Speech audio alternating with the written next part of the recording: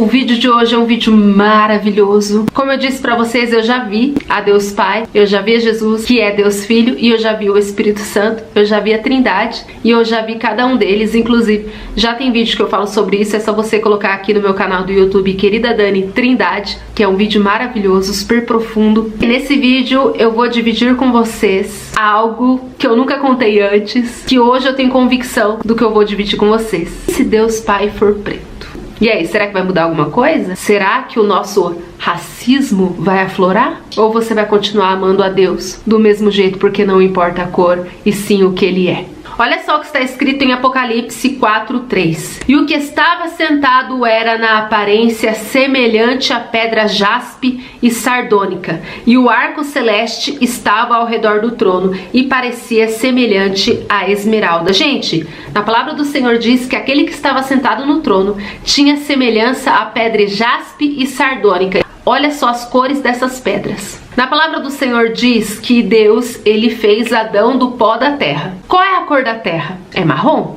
Obviamente, se Adão foi feito diretamente do pó da terra, é bem provável de que Adão era preto, o primeiro homem da terra. E nós fomos feitos à imagem e semelhança de Deus. Agora eu vou dividir aqui com vocês a minha experiência pessoal. Nas vezes que eu vi Deus Pai, eu sempre falei pra vocês que eu sempre vi muito o olhar de Deus. A cor de Deus sempre era em cor de luz, ele era sempre iluminado. Mas eu nunca vi a cor dele de fato. Mas eu vi os traços do rosto dele. E isso eu não vou esquecer. Deus Pai, do jeito que eu, Daniele, vi, tinha traços de um homem preto. Eu não posso afirmar aqui pra vocês que essa é a imagem de Deus. Sabe por quê? Porque Deus Pai pode se apresentar de várias maneiras. Deus Pai é um, Jesus é outro e o Espírito Santo é outro. É a Trindade, mas eles são três seres distintos. Jesus, é óbvio que a aparência dele é de um judeu.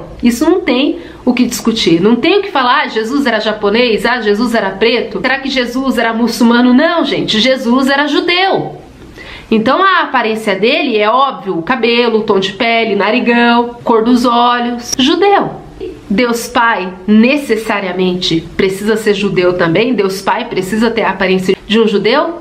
Não, porque ele é o criador de todas as raças. Eu quero dizer para vocês que para mim ele se apresentou como um homem preto. E eu acredito também que o nosso Deus, ele é muito profundo na hora de se apresentar de maneira particular para cada ser humano. Porque Deus, ele alcança cada um de nós de acordo com a nossa história de vida, de acordo com a nossa personalidade, de acordo com o filtro que a gente tem sobre a vida. Porque eu tenho um filtro sobre a vida. E o meu filtro é os meus gostos, a minha visão, a minha história, tudo que eu sofri, todo o conhecimento que eu adquiri. Tudo isso se torna um filtro. Então eu vou enxergar a vida muitas vezes diferente de outra pessoa, porque histórias são diferentes, pensamentos são diferentes, visões são diferentes, gostos são diferentes, objetivos são diferentes, sonhos. Isso é maravilhoso. Mas o Deus Criador, que é rico em diversidade, ele tem poder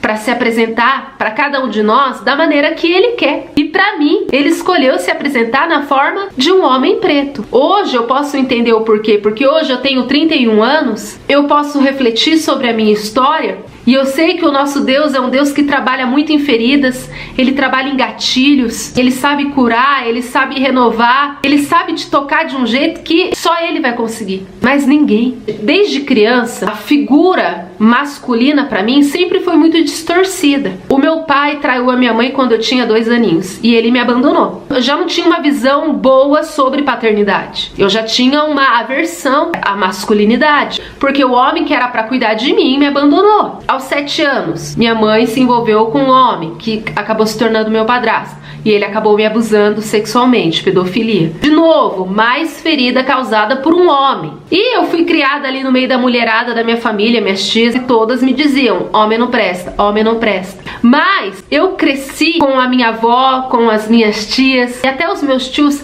sempre falando muito bem de um homem. E esse homem é o meu bisavô, é o senhor Joaquim, é o vovô careca.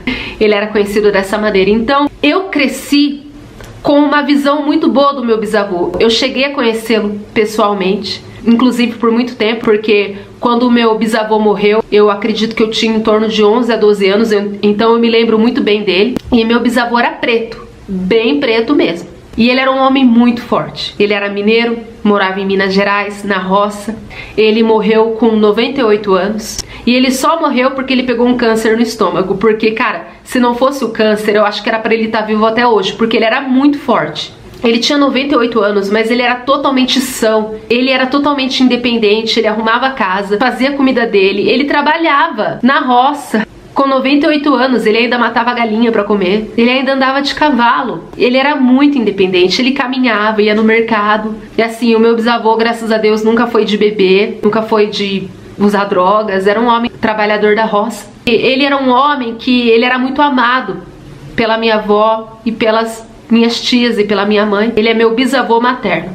Eu cresci com esse sentimento bom para com um homem, porque todos os homens que eu conheci, eu tinha um repúdio.